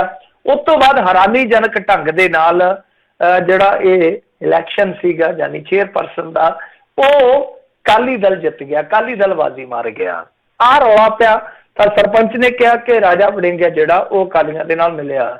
ਤਾਂ ਉਹਨੇ ਨਾਲ ਇੱਕ ਹੋਰ ਵੀ ਵੱਡਾ ਸਵਾਲ ਦਾਗਿਆ। ਉਹਨੇ ਕਿਹਾ ਕਿ ਦੇਖ, ਜੇ ਰਾਜਾ ਵੜਿੰਗ ਇਹ ਗੱਲ ਕਹੇ ਕਿ ਮੈਂ ਕਿਸੇ ਦੇ ਨਾਲ ਰਲਿਆ ਮਿਲਿਆ ਨਹੀਂ ਹੈ, ਤੇ ਇੱਕ ਚੀਜ਼ ਦਾ ਜਵਾਬ ਦੇਵੇ ਕਿ ਉਹ ਜਿਹੜਾ ਚੇਅਰਮੈਨ ਬਣਿਆ ਜਾਂ ਵਾਈਸ ਚੇਅਰਮੈਨ ਹੈ ਜੋ, ਤਾਂ ਉਹਨਾਂ ਦੇ ਫਲੈਕਸ ਤੇ ਰਾਜਾ ਵੜਿੰਗ ਦੀ ਫੋਟੋ ਕਿਸ ਤਰ੍ਹਾਂ ਲੱਗ ਗਈ, ਜਦ ਕਿ ਇਹ ਗਿੱਦੜਬਾਹਾ ਹਲਕੇ ਦੇ ਵਿਧਾਇਕ ਆ, ਉਹ ਮੁਕਤਸਰ ਦਾ ਮਾਮਲਾ, ਤਾਂ ਫਲੈਕਸਾਂ ਦੇ ਵਿੱਚ ਫੋਟੋ ਕਿਸ ਤਰ੍ਹਾਂ ਲੱਗ ਗਈ ਆ। ਹੁਣ ਇਹਦੇ ਤੇ ਟਿੱਪਣੀ ਜਿਹੜੀ ਆ ਉਹ ਰਾਜਾ ਵੜਿੰਗ ਦੀ ਹਲੇ ਆਉਣੀ ਬਾਕੀ ਆ।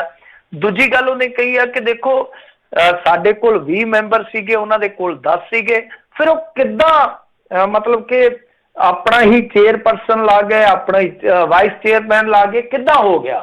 ਤਾਂ ਉਹ ਸਿੱਧੇ ਤੌਰ ਤੇ ਉਹਨੇ ਆਖਿਆ ਕਿ ਇਹ ਰਾਜਾ ਵੜਿੰਗ ਹੈ ਜਿਹੜਾ, ਉਹਦੇ ਕਰਕੇ ਹੀ ਸਭ ਮਾਮਲਾ ਸੈੱਟ ਹੋਇਆ।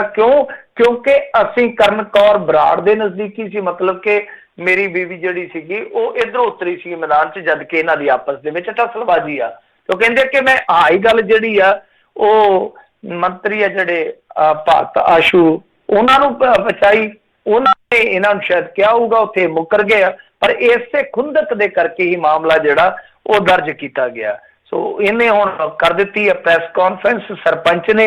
ਅੱਗੋਂ ਰਾਜਾ ਵੜਿੰਗ ਹੁਣ ਕੀ ਕਹਿੰਦਾ ਇਹ ਤੇ ਪਤਾ ਨਹੀਂ ਹੈ, ਪਰ ਜਿਸ ਤਰੀਕੇ ਦੀ ਇਹ ਖੇਡ ਖਿਲਰੀ ਪਈ ਆ ਹੈਰਾਨ ਕਰਦੀ। ਔਰ ਸਭ ਤੋਂ ਵੱਡੀ ਹੈਰਾਨਗੀ ਇਸ ਗੱਲ ਦੀ ਆ ਕਿ ਇੱਕ ਪਾਸੇ ਸੱਤਾ ਨਸ਼ੀਨ ਪਾਰਟੀ ਜਿਹਦੇ ਕੋਲ ਆਪਣੇ 20 ਮੈਂਬਰ ਹੋਣ, ਦੂਸਰੇ ਪਾਸੇ ਅਕਾਲੀ ਦਲ ਜਿਹਦੇ ਕੋਲ 10 ਬੰਦੇ ਹੋਣ, 20 ਦੇ ਮੁਕਾਬਲੇ 10 ਵਾਲਾ ਆਪਣੇ ਬੰਦੇ ਬਣਾ ਜਾਵੇ ਚੇਅਰਪਰਸਨ ਚੇਅਰਮੈਨ। ਤਾਂ ਇਹ ਵਾਕਿਆ ਹੈਰਾਨ ਕਰਦਾ। ਤਾਂ ਇਹਨਾਂ ਦੇ ਇਹ ਜਿਹੜੇ ਦੋਸ਼ ਇੱਕ ਦੂਜੇ ਤੇ ਲੱਗਦੇ ਆ ਕਿ ਫਲਾਂ ਉਹਦੇ ਨਾਲ ਰਲਿਆ, ਫਲਾਂ ਉਹਦੇ ਨਾਲ ਰਲਿਆ, ਜੇ ਇਹਦੇ ਤੇ ਇਹਨਾਂ ਦੇ ਆਪਣੇ ਬੰਦੇ ਹੀ ਕਾਰਵਾਈ ਕਰਵਾਉਣ ਲੱਗਣ ਤੇ ਮੇਰੇ ਖਿਆਲ ਦੇ ਨਾਲ ਪੰਜਾਬ ਦੇ ਹਜ਼ਾਰਾਂ ਬੰਦਿਆਂ ਤੇ ਮਾਮਲਾ ਦਰਜ ਕਰਵਾਇਆ ਜਾ ਸਕਦਾ ਕਿ ਰਲੀ ਖੇਡ ਖੇਡਦੇ ਆ। ਬਹੁਤ ਸਾਰੇ ਲੋਕ ਇਸ ਤਰ੍ਹਾਂ ਦੀ ਮਿੱਥ ਜਿਹੜੀ ਆ ਉਹ ਰੱਖਦੇ ਆ। ਖੈਰ, ਰਾਜਾ ਵੜਿੰਗ ਵਾਲਾ ਵਿਵਾਦ ਹੈ ਜਿਹੜਾ ਉਹ ਏਦਾਂ ਲੱਗਦਾ ਸੀਗਾ ਕਿ ਇੱਕ ਵਾਰੀ ਜਾਊਗਾ, ਕਿਉਂਕਿ ਮਾਮਲਾ ਦਰਜ ਕਰਵਾ ਦਿੱਤਾ ਰਾਜਾ ਵੜਿੰਗ ਨੇ, ਪਰ ਸਰਪੰਚ ਨੇ ਜਵਾਬੀ ਪ੍ਰੈਸ ਕਾਨਫਰੰਸ ਕੀਤੀ ਆ। ਤਾਂ ਸਰਪੰਚ ਦੇ ਵਿੱਚ ਵੀ ਮੈਨੂੰ ਲੱਗਦਾ ਕੋਈ ਨਾ ਕੋਈ ਬੋਲਦਾ ਹੈ ਜਿਹੜਾ ਸਰਪੰਚ ਇੰਨੀ ਉੱਚੀ ਬੋਲੀ ਜਾਂਦਾ। ਅੱਜ ਕੱਲ੍ਹ ਕੌਣ ਬੋਲਦਾ ਜੀ ਪ੍ਰੈਸ ਕਾਨਫਰੰਸ ਕਿਸੇ ਦੇ ਹੱਲਾਸ਼ੇਰੀ ਤੋਂ ਬਗੈਰ। ਅਗਲੀ ਜਿਹੜੀ ਮਿੰਟੂ ਜੀ ਗੱਲ ਕਰਦੇ, ਕਹਿੰਦੇ DSP ਨੇ ਬੈਂਸਾਂ ਖਿਲਾਫ ਪਾਈ ਆ ਪੋਸਟ। ਇਹ ਵੀ ਮਾਮਲਾ ਪੋਸਟਾਂ ਨਾਲ ਹੀ ਜੁੜਿਆ। ਫੇਸਬੁੱਕ ਤੇ ਵੀ ਹੁਣ ਤੁਹਾਨੂੰ ਪਤਾ ਹੀ ਹੈ ਕਿ ਵੈਸੇ ਸੋਸ਼ਲ ਮੀਡੀਆ ਤੋਂ ਅੱਗੇ ਕਿੱਡਾ ਘਮਸਾਨ ਪਿਆ ਸੀ ਕਲਾਕਾਰਾਂ ਦਾ। ਸੋਸ਼ਲ ਮੀਡੀਆ ਵੀ ਇੱਕ ਮੈਦਾਨ ਬਣਿਆ ਪਿਆ ਜਿੱਥੇ ਇੱਕ ਦੂਜੇ ਨੂੰ ਵੰਗਾਰਿਆ ਜਾਂਦਾ, ਜਿੱਥੇ ਇੱਕ ਦੂਜੇ ਨੂੰ ਪਛਾੜਿਆ ਜਾਂਦਾ। ਤੇ ਇਹ ਜਿਹੜੇ DSP ਹੈ ਬਲਵਿੰਦਰ ਸੇਖੋਂ ਭਾਰਤ ਭੂਸ਼ਣ ਆਸ਼ੂ ਦਾ ਇੱਕ ਰੌਲਾ ਪੈ ਗਿਆ ਸੀਗਾ, ਇੱਕ ਮੇਰੇ ਖਿਆਲ ਦੇ ਨਾਲ ਉਹ ਗ੍ਰੈਂਡ ਮੈਨਰ ਹੋਮਸ ਦਾ ਮਾਮਲਾ ਸੀਗਾ, ਜਿਹਦੇ ਵਿੱਚ ਪਹਿਲਾਂ ਇਹਦੀ ਆਸ਼ੂ ਦੀ ਭੂਮਿਕਾ ਜਿਹੜੀ ਸੀ ਉਹ ਸ਼ੱਕੀ ਪਾਈ ਗਈ। ਫਿਰ ਉਸ ਤੋਂ ਬਾਅਦ ਇੱਕ ਜਿਹੜੀ ਆਡੀਓ ਲੀਕ ਹੋਈ ਸੀਗੀ ਜਿਹਦੇ ਵਿੱਚ ਉਹ ਕਹਿੰਦਾ ਮਿੱਧ ਕੇ ਰੱਖ ਦਿਆਂਗੇ, ਜਿੱਦਾਂ ਯੋਗਰਾਜ ਨਹੀਂ ਕਹਿੰਦਾ ਪੁਰਾਣੇ ਸਮਿਆਂ ਦੀਆਂ ਫਿਲਮਾਂ 'ਚ ਐਂ ਕਰ ਦਿਆਂਗੇ ਉਹ ਕਰ ਦਿਆਂਗੇ, ਇੱਦਾਂ ਦੇ ਡਾਇਲੋਗ ਇਹ ਬੋਲ ਰਿਹਾ ਮੰਤਰੀ। ਉਸ ਤੋਂ ਬਾਅਦ ਉਹ ਆਡੀਓ ਜਿਹੜੀ ਆ ਬਹੁਤ ਜ਼ਿਆਦਾ ਫੈਲੀ ਸੀਗੀ। ਉਸ ਤੋਂ ਬਾਅਦ ਜਿਹੜਾ DSP ਸੀਗਾ ਉਹ ਬਦਲ ਦਿੱਤਾ ਗਿਆ, ਭਾਰਤ ਭੂਸ਼ਣ ਆਸ਼ੂ ਹੈ ਜਿਹੜਾ ਉਹ ਉੱਥੇ ਦਾ ਉੱਥੇ ਰਿਹਾ। ਤਾਂ ਉਸੇ DSP ਨੇ ਪੋਸਟ ਪਾਈ ਆ। ਹੁਣ ਤੁਸੀਂ ਆਪ ਹੀ ਅੰਦਾਜ਼ਾ ਲਾ ਲਓ ਕਿ ਉਹ DSP ਹੈ ਜਿਹੜਾ ਉਹ ਕਿਹੋ ਜਿਹਾ, ਕਿਉਂਕਿ ਉਹਦਾ ਹੀ ਤਬਾਦਲਾ ਹੋਇਆ ਤੇ ਉਹਨੇ ਜਿਸ ਤਰੀਕੇ ਨਾਲ ਉਸ ਮਾਮਲੇ ਦੇ ਵਿੱਚ ਕੰਮ ਕੀਤਾ ਹੈਗਾ, ਉਹ ਤੋਂ ਲੱਗਦਾ ਸੀਗਾ ਕਿ DSP ਜਿਵੇਂ ਉਹਨਾਂ ਨਾ ਤੇਰੇ ਯਾਰ ਨੂੰ ਦੱਬਣ ਨੂੰ ਫਿਰਦੇ ਪਰ ਦੱਬਦਾ ਕਿੱਥੇ ਆ, ਵੀ ਇਹ DSP ਦੱਬਦਾ ਕਿੱਥੇ ਆ। ਤਾਂ ਹੁਣ ਉਹਨੇ ਜਿਹੜੀ ਪੋਸਟ ਪਾਈ ਆ, ਪੋਸਟ ਵੀ ਬੜੀ ਦਿਲਚਸਪ ਆ। ਮੈਂ ਕੋਸ਼ਿਸ਼ ਕਰਦਾ ਤੁਹਾਨੂੰ ਉਹ ਸੁਣਾ ਦੇਵਾਂ ਕਿਉਂਕਿ ਪੂਰੀ ਪੋਸਟ ਹੈ ਜਿਹੜੀ ਉਹ ਖਾਸੀ ਲੰਮੀ ਚੌੜੀ ਆ। ਤਾਂ ਉਹਨੇ ਕੀ ਕਿਹਾ, ਕਹਿੰਦਾ ਕਿ ਇਹ ਜਿਹੜੀ ਪੋਸਟ ਹੈ ਮੈਂ ਹੀ ਪਾਈ ਆ ਤੇ ਜੇ ਗਲਤ ਹੋਵੇ ਤੇ ਬੈਂਸ ਮੇਰੇ ਤੇ ਕਾਰਵਾਈ ਕਰਕੇ ਦਿਖਾਉਣ, ਨਾਲ ਉਹਨੇ ਚੈਲੰਜ ਵੀ ਦਿੱਤਾ। ਤਾਂ ਉਹਨੇ ਕਿਹਾ, ਕਹਿੰਦਾ ਕਿ ਇਹ ਜਿਹੜੇ ਸੀਗੇ ਬੈਂਸ ਇਹ 4 ਭਰਾ ਸੀਗੇ, ਕਿਉਂਕਿ ਇਹ DSP ਵੀ ਲੁਧਿਆਣੇ ਦਾ ਹੀ ਆ। ਉਹ ਕਹਿੰਦਾ ਕਿ 4 ਭਰਾ ਸਨ, 2 ਭਰਾ ਹੁਣ ਰਾਜਨੀਤੀ 'ਚ ਆ, ਜਦ ਕਿ 2 ਭਰਾ ਹਾਲੇ ਵੀ ਕਾਰੋਬਾਰ ਕਰਦੇ ਆ। 1995-96 'ਚ ਬੈਂਸ ਨੇ ਗਿੱਲ ਇੰਜੀਨੀਅਰਿੰਗ ਕਾਲਜ ਦੇ ਵਿੱਚ ਸ਼ਾਇਦ ਦੁਆਬਾ ਪ੍ਰਾਪਰਟੀ ਕਾਲਜ ਪਾਸ ਕਰਕੇ ਦੁਆਬਾ ਪ੍ਰਾਪਰਟੀ ਡੀਲਰ ਦਾ ਕੰਮ ਕੀਤਾ ਸੀ, ਇੱਕ ਦਫ਼ਤਰ ਖੋਲਿਆ ਸੀ, ਉਹਦੇ ਵਿੱਚ ਹੀ ਇੱਕ PCO ਚਲਾਉਂਦਾ ਸੀਗਾ। ਤੇ ਹੌਲੀ ਹੌਲੀ ਇਹਨਾਂ ਨੇ ਇੱਕ ਫਰਨੈਸ ਫੈਕਟਰੀ ਜਿਹੜੀ ਆ ਉਹ ਲਾਈ ਤੇ ਇਹਨਾਂ 4 ਭਰਾਵਾਂ ਦਾ ਇੱਥੇ ਹੀ ਕੰਮ ਕਰ ਸੈੱਟ ਹੋਇਆ। ਫਿਰ ਇਹਨਾਂ ਨੇ ਬਿਜਲੀ ਬੋਰਡ ਦਾ ਭੇਤ ਜਾਣ ਲਿਆ ਤੇ ਬਿਜਲੀ ਚੋਰੀ ਦੇ ਸਾਰੇ ਰਿਕਾਰਡ ਤੋੜ ਦਿੱਤੇ। 1900 ਕੁਛ ਦੀ ਗੱਲ ਇਹਨਾਂ ਨੇ ਕਹੀ ਆ ਕਿਉਂਕਿ ਉਹ ਸਕਰੀਨਸ਼ਾਟ ਨੇ ਚੰਗੀ ਤਰ੍ਹਾਂ ਦਿਖਦੇ ਨਹੀਂ। ਅੱਗੇ ਲਿਖਿਆ ਕਿ 2007 ਵਿੱਚ ਅਕਾਲੀ ਮੰਤਰੀ ਦਰਮਿਆਨ ਕੋਈ ਪਾ ਕੇ ਇਹਨਾਂ ਨੇ ਅਕਾਲੀ ਮੰਤਰੀ ਦਾ ਜ਼ਿਕਰ ਕੀਤਾ ਕਿ 2007 ਚ ਅਕਾਲੀ ਮੰਤਰੀ ਵਿੱਚ ਪਾ ਕੇ ਇਹਨਾਂ ਨੇ ਅਕਾਲੀ ਦਲ ਜੁਆਇਨ ਕਰ ਲਿਆ। ਫਿਰ ਬਾਦਲ ਪਰਿਵਾਰ ਦੇ ਪ੍ਰਤੀ ਵਫਾਦਾਰੀ ਵਿਖਾਉਣ ਲਈ ਇਹਨਾਂ ਨੇ ਮਾਨ ਦੇ ਨਾਲ ਮਾਰਕੁੱਟ ਕੀਤੀ। ਇਹ ਮਾਨ ਕਿਹਦਾ ਜ਼ਿਕਰ ਕੀਤਾ ਜਾ ਰਿਹਾ, ਹੁਣ ਸਿਮਰਨਜੀਤ ਸਿੰਘ ਮਾਨ ਆ ਜਾਂ ਭਗਵੰਤ ਮਾਨ, ਪਰ ਭਗਵੰਤ ਮਾਨ ਤੇ ਉਦੋਂ ਹੈ ਹੀ ਨਹੀਂ ਸੀਗਾ। ਖੈਰੇ ਦੇਖਣ ਵਾਲੀ ਗੱਲ ਹੈ ਮਾਨ ਕਿਸ ਨੂੰ ਕਿਹਾ ਜਾ ਰਿਹਾ। ਸੁਖਬੀਰ ਬਾਦਲ ਦੇ ਨਾਲ ਫਿਰ ਇਹਨਾਂ ਦੀ ਨਹੀਂ ਬਣੀ, ਅੱਗੇ ਲਿਖਦੇ ਆ ਫਿਰ ਇਹ ਅੱਡ ਹੋ ਗਏ। ਦੁਬਾਰਾ ਬਾਦਲ ਸਰਕਾਰ ਆਉਣ ਤੇ ਇਹ ਉਹਨਾਂ ਦੇ ਨਾਲ ਚਲੇ ਗਏ, ਫਿਰ ਤੋਂ ਝਗੜਾ ਹੋ ਗਿਆ ਤੇ ਫਿਰ ਇਹ ਇਲੈਕਸ਼ਨ ਦਾ ਇੰਤਜ਼ਾਰ ਕਰਨ ਲੱਗੇ। ਫਿਰ ਕੈਪਟਨ ਦੇ ਦੋਤੇ ਦੇ ਵਿਆਹ ਦੇ ਵਿੱਚ ਵੀ ਚਲੇ ਗਏ, ਪਰ ਬਾਅਦ ਦੇ ਵਿੱਚ ਸਮਝੌਤਾ ਜਿਹੜਾ ਕੇਜਰੀਵਾਲ ਦੇ ਨਾਲ ਕਰ ਲਿਆ। ਹੁਣ ਕਹਿੰਦੇ ਕਿ ਬੈਂਸ ਦੀ ਗਿਣਤੀ ਜਿਹੜੀ ਆ ਉਹ ਜਗਮੀਤ ਬਰਾੜ ਤੇ ਨਵਜੋਤ ਸਿੰਘ ਸਿੱਧੂ ਵਰਗੇ ਨੇਤਾਵਾਂ ਦੇ ਵਿੱਚ ਕੀਤੀ ਜਾ ਸਕਦੀ ਆ, ਜਿਹੜੇ ਥੋੜੇ ਸਮੇਂ ਦੇ ਵਿੱਚ ਕਾਮਯਾਬ ਹੋ ਸਕਦੇ ਆ, ਪਰ ਲੰਬੇ ਸਮੇਂ ਤੇ ਉੱਚ ਅਹੁਦਿਆਂ ਤੇ ਪਹੁੰਚਣ 'ਚ ਇਹ ਨਾਕਾਮਯਾਬ ਰਹੇ ਆ। ਖੈਰ ਉਹਨਾਂ ਨੇ ਕਿਹਾ। ਤੇ ਦੂਸਰੇ ਪਾਸੇ ਸਿਮਰਨਜੀਤ ਬੈਂਸ ਨੇ ਕਿਹਾ, ਉਹ ਕਹਿੰਦਾ DSP ਨੂੰ ਚਾਹੀਦਾ ਹੈ ਕਿ ਇਹ ਕਿਸੇ ਚੰਗੇ ਮਨੋਵਿਗਿਆਨਕ ਦੇ ਕੋਲ ਜਾਣ ਤੇ ਜਾ ਕੇ ਆਪਦੀ ਜਾਂਚ ਪੜਤਾਲ ਕਰਵਾਉਣ। ਜੇ ਮੇਰੇ ਖਿਲਾਫ ਕੋਈ ਸਕੈਂਡਲ ਉਹਨਾਂ ਦੇ ਕੋਲ ਹੈ ਤੇ ਉਹ ਜਾਂਚ ਪੜਤਾਲ ਕਰ ਸਕਦੇ ਆ। ਸੋ ਇਹ ਉਹਨਾਂ ਦਾ ਜਵਾਬ ਆਇਆ। ਪਰ ਪੋਸਟ ਜਿਹੜੀ ਆ ਦਿਲਚਸਪ ਆ, ਚੰਗੀ ਅੱਛੀ ਖਾਸੀ ਹਿਸਟਰੀ ਜਿਹੜੀ ਆ ਉਹ ਇਸ DSP ਵੱਲੋਂ ਉਹਦੇ 'ਚ ਜ਼ਿਕਰਤ ਕੀਤੀ ਗਈ ਆ। ਪਰ ਮੇਰੇ ਖਿਆਲ ਦੇ ਨਾਲ ਚੱਕਰ ਪਤਾ ਕੀ ਆ, ਹੁਣ ਜਿਵੇਂ ਆਪਾਂ ਉਹ ਗ੍ਰੈਂਡ ਮੈਨਰ ਹੋਮਸ ਦਾ ਜਿਹੜਾ ਮਸਲਾ ਵਿਚਾਰਿਆ, ਜਿਹੜਾ ਆਪਣੇ ਗੱਲਬਾਤ ਦੇ ਵਿੱਚ ਜ਼ਿਕਰਤ ਹੋਇਆ, ਅਸਲ ਦੇ ਵਿੱਚ ਇਹ ਕਹਾਣੀ ਉੱਥੇ ਹੀ ਸ਼ਾਇਦ ਜੁੜਦੀ ਹੈ। ਕਿਉਂਕਿ ਜੇ ਤੁਸੀਂ ਉਸ ਸਾਰੇ ਐਪੀਸੋਡ ਦੇ ਵਿੱਚੋਂ ਇੱਕ ਚੀਜ਼ ਪੂਰੀ ਘੋਖ ਕੇ ਕੱਢੋਗੇ ਤਾਂ ਉਹ ਇਹ ਨਿਕਲਦੀ ਆ ਕਿ ਲੁਧਿਆਣੇ ਇਸ ਤਰ੍ਹਾਂ ਦਾ ਸਕੈਮ ਹੋਵੇ ਜਿਹਦੇ 'ਚ ਨਵਜੋਤ ਸਿੰਘ ਸਿੱਧੂ ਨੇ ਜਾਂਚ ਪੜਤਾਲ ਦੇ ਹੁਕਮ ਦਿੱਤੇ ਹੋਣ, ਮੰਤਰੀ ਦਾ ਨਾਂ ਗੂੰਜਿਆ ਹੋਵੇ, ਆਡੀਓ ਵਾਇਰਲ ਹੋ ਜਾਵੇ ਤੇ ਇਸ ਸਮੁੱਚੇ ਪ੍ਰਕਰਨ ਦੇ ਵਿੱਚੋਂ ਕੋਈ ਧਿਰ ਗਾਇਬ ਹੋਵੇ ਤੇ ਉਹ ਹੋਵੇ ਬੈਂਸ ਧਿਰ, ਤੇ ਇੱਥੇ ਕੁਛ ਨਾ ਕੁਛ ਤੇ ਹੋ ਰਿਹਾ। ਤਾਂ ਹੁਣ ਜਿਹੜਾ DSP ਆ ਉਹ ਕਿਤੇ ਨਾ ਕਿਤੇ ਸ਼ਾਇਦ ਇਹ ਮਹਿਸੂਸ ਕਰ ਰਿਹਾ ਕਿ ਮੈਨੂੰ ਜਿਹੜਾ ਖੁੱਡੇ ਲੈਣ ਲਾਇਆ ਗਿਆ ਇਸ ਮਸਲੇ 'ਚ, ਜਾਂ ਜਿਹੜਾ ਦਬਾਇਆ ਗਿਆ ਜਾਂ ਜੋ ਦਬਾਉਣ ਦੇ ਯਤਨ ਕੀਤੇ ਗਏ ਆ, ਉਹ ਕਿਤੇ ਨਾ ਕਿਤੇ ਇਸ ਚੀਜ਼ ਨਾਲ ਵੀ ਜੁੜਦੇ ਆ। ਤਾਂ ਬਹਿਸ ਤੇ ਵੀ ਖੇਜੂ ਨੇ ਕੱਢ ਦਿੱਤੀ ਆ। ਖੈਰ ਇਹ ਸਭ ਕੁਛ ਹੈ ਜਿਹੜਾ ਸੋਸ਼ਲ ਮੀਡੀਆ ਤੇ ਅੱਜ ਕੱਲ੍ਹ ਚੱਲਦਾ ਪਿਆ, ਪਰ ਇਹ ਅਫਸਰ ਜਿਸ ਤਰੀਕੇ ਨਾਲ ਖੁੱਲ ਕੇ ਆਇਆ ਮੈਦਾਨ 'ਚ ਸੋਸ਼ਲ ਮੀਡੀਆ ਤੇ, ਉਸ ਤੋਂ ਬਾਅਦ ਲੱਗਦਾ ਕਿ ਹੁਣ ਸਭੋ ਸੱਚੀ ਹੈ। ਪਤਾ ਨਹੀਂ ਕਿਹੜੇ ਵੇਲੇ ਕਿਸ ਅਫਸਰ ਨੇ ਵੀ ਆਪਣਾ ਆ ਕੇ ਦੇਣਾ ਕਿ ਆਜੋ ਭਾਈ ਹੋ ਜਾਓ ਸਿੱਧੇ ਹੋਣਾ। ਜੀ ਜੀ ਜੀ।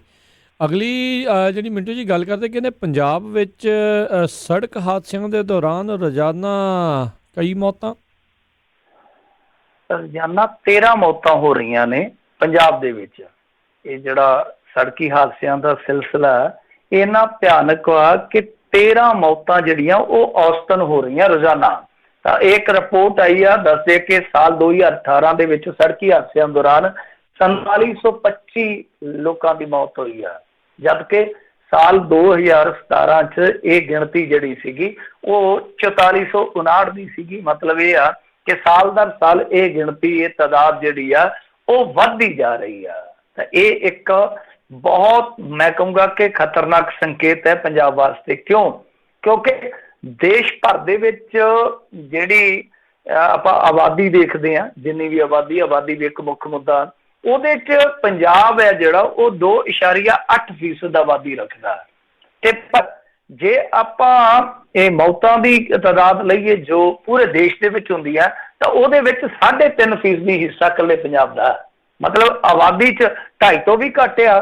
ਸੜਕੀ ਹਾਦਸਿਆਂ 'ਚ ਜਿਹੜੀਆਂ ਮੌਤਾਂ ਹੁੰਦੀਆਂ ਉਹਦੇ ਵਿੱਚ ਇਹਨਾਂ ਦਾ ਫਿਗਰ ਹੈ ਜਿਹੜਾ ਉਹ 3.5% ਆ। ਤਾਂ ਇਹ ਬਹੁਤ ਹੈਰਾਨ ਕਰਦਾ। ਵੈਸੇ ਜੇ ਆਪਾਂ ਓਵਰਆਲ ਦੇਖੀਏ ਨਾ ਕਿ ਜਿੱਦਾਂ ਹੁਣ ਸਾਡੀ ਇੱਕ ਐਵਰੇਜ ਹੈ ਇੱਥੇ ਇੰਡੀਆ ਦੇ ਵਿੱਚ, ਵੈਸੇ ਮੇਰੇ ਖਿਆਲ ਦੇ ਨਾਲ ਵਰਲਡ ਵਾਈਡ ਵੀ ਇਹੀ ਸ਼ਾਇਦ ਐਵਰੇਜ ਚੱਲਦੀ ਹੋਗੀ, 10 ਲੱਖ ਲੋਕਾਂ ਦੇ ਪਿੱਛੇ ਜੋ ਤਾਦਾਦ ਆ ਸੜਕੀ ਹਾਦਸਿਆਂ 'ਚ ਮਰਨ ਵਾਲਿਆਂ ਦੀ ਉਹ ਹੈਗੀ ਹੈ 111, ਜਦਕਿ ਪੂਰੇ ਪੰਜਾਬ ਦਾ ਜੇ ਅੰਕੜਾ ਚੁੱਕੋਗੇ ਉਹ 155 ਤੇ ਪਹੁੰਚ ਰਿਹਾ। ਮਤਲਬ ਇੱਥੇ ਵੀ ਪੰਜਾਬ ਜਿਹੜਾ ਉਹ ਦੂਸਰੇ ਦੇਸ਼ ਦੇ ਮੁਕਾਬਲੇ ਕਿਤੇ ਅੱਗੇ ਆ।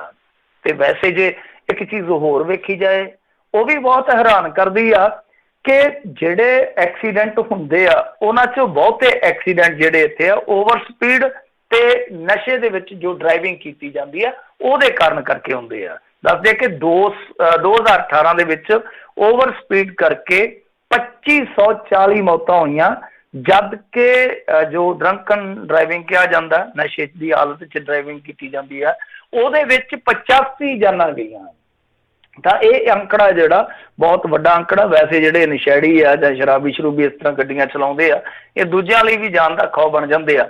ਪਰ ਆਹ ਚੀਜ਼ ਜਿਹੜੀ ਆ ਨਾ, ਇਹ ਜਿੱਦਾਂ ਹੁਣ ਮੈਂ ਕਿਹਾ ਕਿ ਬਹੁਤ ਸਾਰਾ ਮਸਲਾ ਜਿਹੜਾ ਇਹਨਾਂ ਚੀਜ਼ਾਂ ਨਾਲ ਜੁੜਦਾ, ਜਿਨ੍ਹਾਂ ਨੂੰ ਸਖਤੀ ਨਾਲ ਵੀ ਨਜਿੱਠਿਆ ਜਾ ਸਕਦਾ, ਜਿਨ੍ਹਾਂ ਨੂੰ ਅਵੇਅਰਨੈਸ ਨਾਲ ਵੀ ਨਜਿੱਠਿਆ ਜਾ ਸਕਦਾ। ਜਾਗਰੂਕਤਾ ਵੀ ਜ਼ਰੂਰੀ ਆ, ਸਖਤੀ ਵੀ ਜ਼ਰੂਰੀ ਆ। ਤਾਂ ਇਹ ਅੰਕੜਾ ਜਿਹੜਾ ਉਹ ਅੰਕੜਾ ਨਹੀਂ, ਇੱਕ ਤਰ੍ਹਾਂ ਨਾਲ ਕਹਿ ਲਈਏ ਕਿ ਸੜਕੀ ਅੱਤਵਾਦ ਆ।